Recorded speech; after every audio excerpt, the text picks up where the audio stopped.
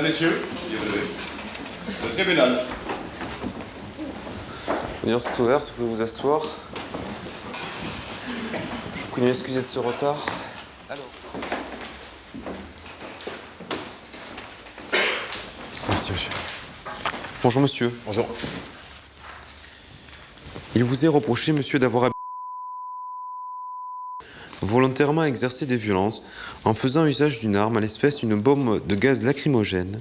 Ces violences n'ayant entraîné aucune incapacité totale de travail. Vous n'étiez pas menuisier à l'époque, monsieur? Non, j'étais employé en tant que responsable sécurité pour un bar appelé ainsi que pour le même patron d'une discothèque qui était sur la station. Les faits se déroulent alors que vous exercez cette profession. Tout à fait. Dans quelles circonstances êtes-vous amené à intervenir ce jour-là, monsieur? Donc j'étais en sécurité à l'entrée du bar. Je faisais l'accès, entre guillemets, de sécurité pour éviter qu'il y ait des gens trop alcoolisés qui rentraient à l'intérieur pour éviter tout conflit, quoi. Et en fait, ils sont arrivés, ils étaient 3 personnes. Et ils avaient un conflit avec un des petits cuisiniers qui travaillait donc avec nous. Un jeune homme de 18 ans, lui, à le même âge que moi, quasiment 30 ans, quoi.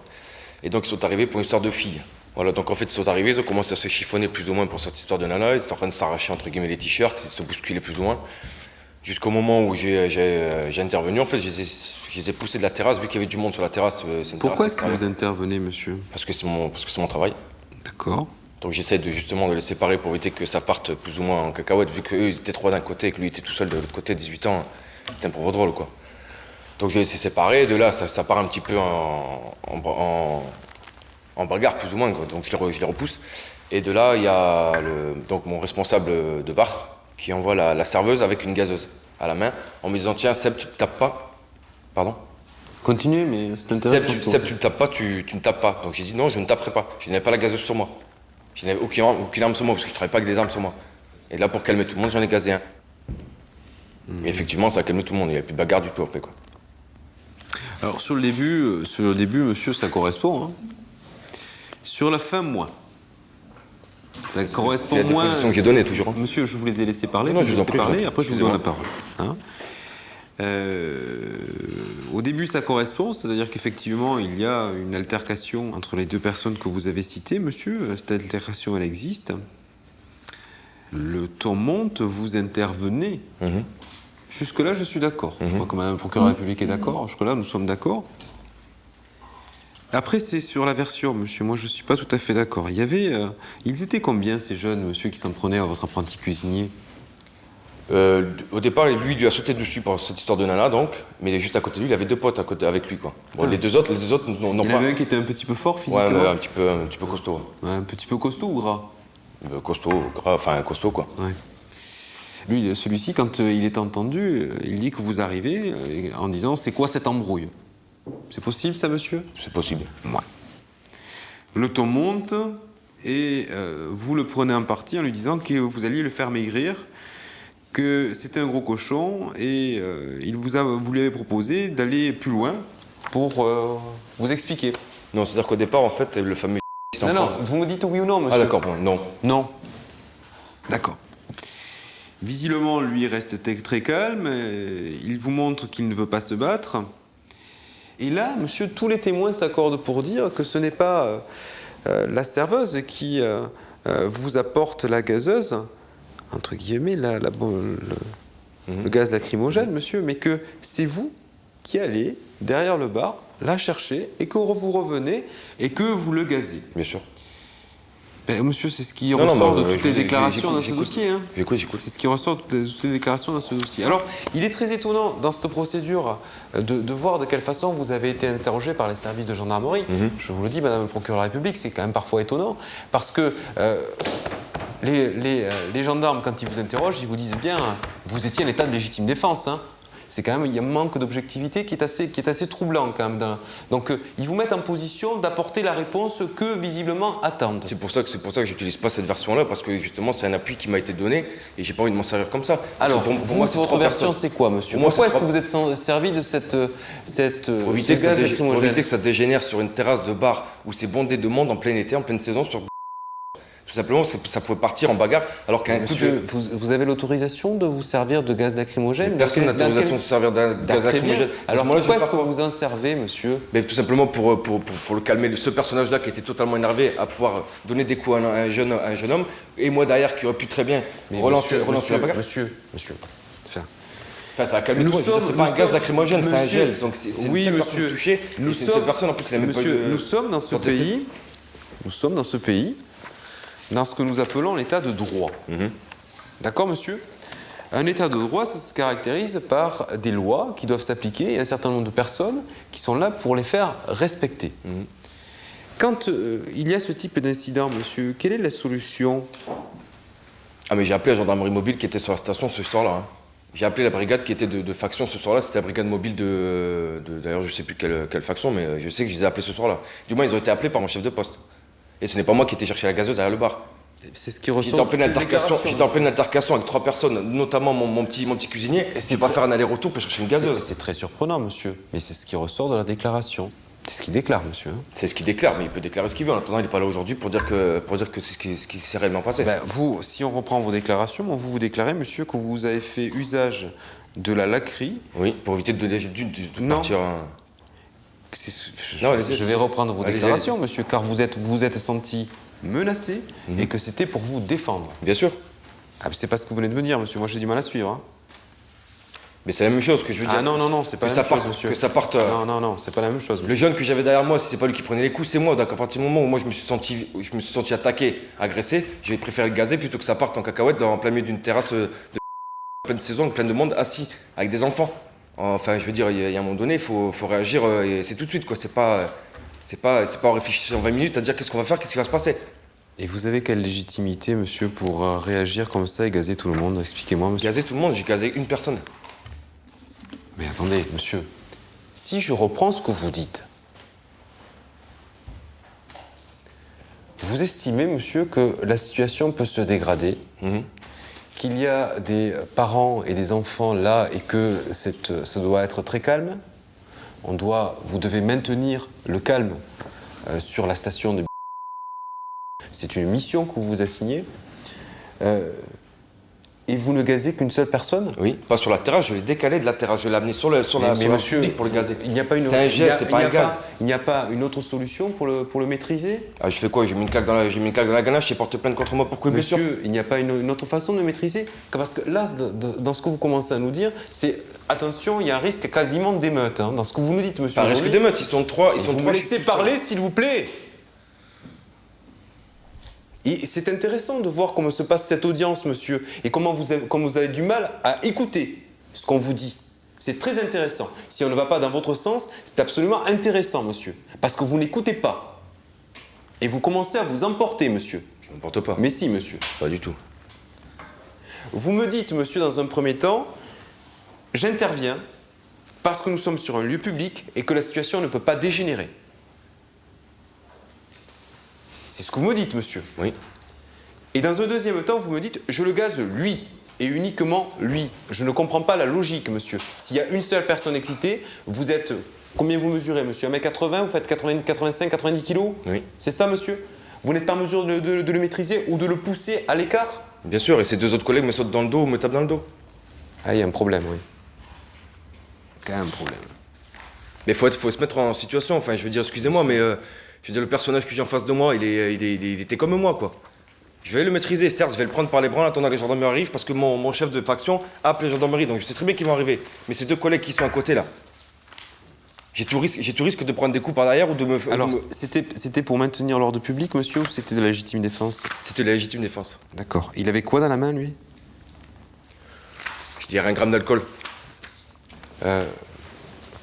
Moi, j'avais cru comprendre, monsieur, que les gens qui étaient fortement alcoolisés, et c'était le cas, hein, de la personne que vous avez gazée, elles étaient moins en capacité de se battre, d'avoir un échange physique que celles qui étaient parfaitement lucides. Bien sûr.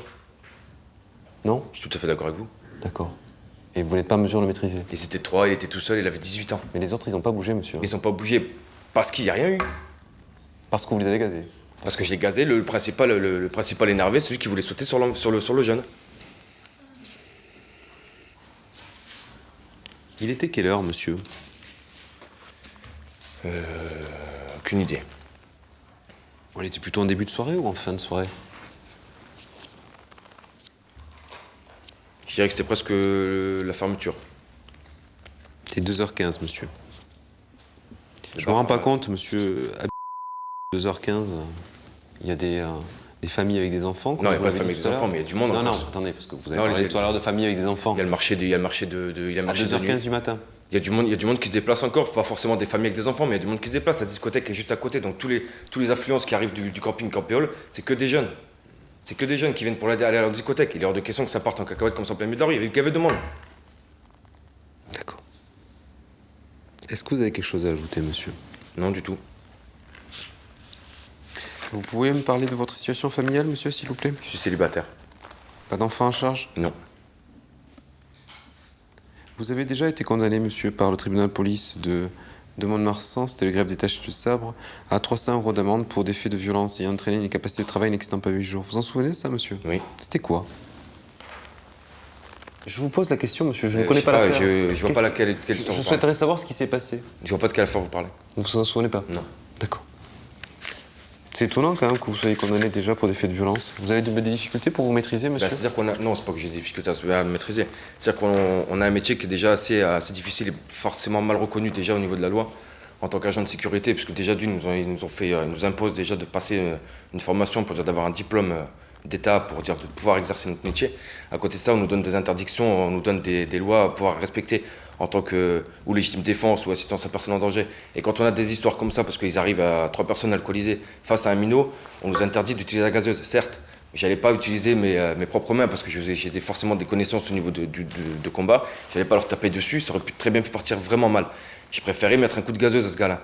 Et ça a calmé tout le monde. Je veux dire, le gars, aussitôt dans la foulée, ça a duré 15 secondes. Il a pleuré 3 larmes et c'était terminé. Les gendarmes sont arrivés, ils ont pris sa déposition, j'ai pris la mienne. Ensuite, il a fait pour venir à la discothèque où j'étais aussi responsable sécu. Je débauche à 2h, je m'en vais embaucher. J'embauche jusqu'à 5h du matin en discothèque, je refuse l'accès. Je refuse l'accès. Forcément, je refuse l'accès. Parce que le gamin qui travaille avec moi, qui est lui, donc apprenti cuisinier, il est en discothèque. Il est hors de question que ça parte en cacahuète à l'intérieur. Donc je lui ai interdit l'accès. Le mec me dit, c'est pas grave, espèce de. Enfin bref, je vais porter plainte contre toi, machin, patin, coup fin. Entre-temps, il avait déjà fait au niveau de la gendarmerie. Après, je veux faire quoi? Moi, j'ai la solution. Vous écoutez, monsieur, pour régler tous les problèmes d'ordre public dans ce pays, et notamment sur la côte hollandaise durant l'été, il faut doter tous les agents de sécurité de bombes lacrymogènes et les problèmes seront réglés de façon très facile, monsieur. Des questions à poser, monsieur? Question, oui. Est-ce que vous avez suivi une formation en qualité d'agent de sécurité? Oui. Alors, on vous a appris en cas justement de début de bagarre? Quel geste vous devez adopter? La gestion de conflit et l'appel à la gendarmerie. D'accord, monsieur. Je vous invite à vous asseoir. Madame le procureur de la République, vous avez la parole pour réquisition. Oui, monsieur le Président. C'est pas le rôle d'un agent de sécurité d'assurer l'ordre public dans le cadre de sa fonction d'agent de sécurité. Hein. Alors, l'autre argument qu'il a avancé, c'est qu'il a fait usage, qu'il a usé de sa légitime défense.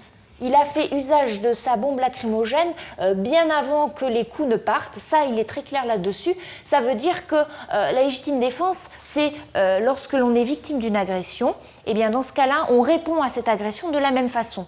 Hein. Mais ce n'est pas une action préventive, ce n'est pas en prévention des coups éventuellement qui pourraient être donnés que l'on est autorisé à faire usage d'une arme en plus. Donc la thèse de la légitime défense ne pourra pas non plus être retenue. Alors, au niveau du casier judiciaire, aujourd'hui, ça fera une deuxième mention à son casier judiciaire pour des faits donc, de violence aggravée, hein, puisqu'il s'agit de l'usage d'une arme. Je propose à votre juridiction une peine alternative à l'emprisonnement qui pourrait se faire sous le coup de jours amende, 30 jours amende à hauteur de 10 €.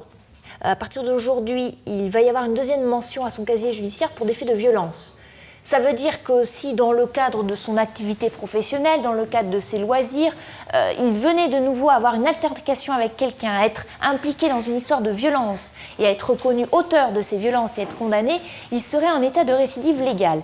Et les faits de violence sont susceptibles de se voir appliquer la peine plancher qui, pour des violences simples, est de 1 an. Ça veut dire que s'il comparaît de nouveau devant un tribunal correctionnel pour les mêmes faits, il risque de partir 1 an en détention. Voilà. Alors, monsieur, prenez la barre, s'il vous plaît. Que souhaitez-vous ajouter pour votre défense, monsieur? Vous avez entendu Madame le procureur de la République, elle demande que vous soyez condamné à une peine de 30 jours amende à 10 €. Ce qui veut dire que monsieur que dans un délai d'1 mois, le Trésor public se mettra en relation avec vous, vous demandera de payer la somme de 300 €. Et que si vous ne la payez pas, vous partirez 30 jours en détention. Vous avez la parole, monsieur. Je n'ai rien à ajouter. Je fais mon boulot. Je vous demande pardon? Je n'ai rien à ajouter.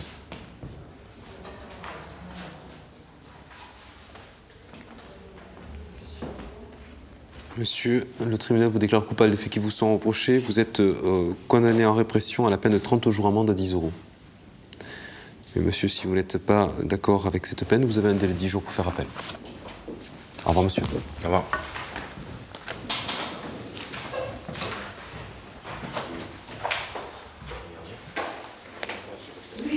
D'autres dossiers, monsieur l'huissier? Monsieur le Président, nous avons terminé l'audience du dossier. Alors, l'audience est levée. Elle est suspendue jusqu'à cet après-midi, 14 h. Ce n'est pas vous, je crois.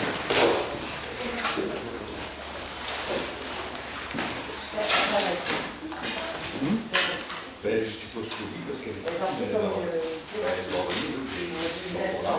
Oui, c'est une heure.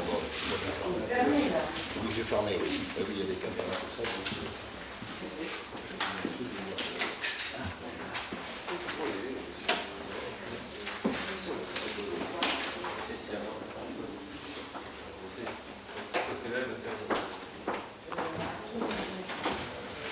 Allez.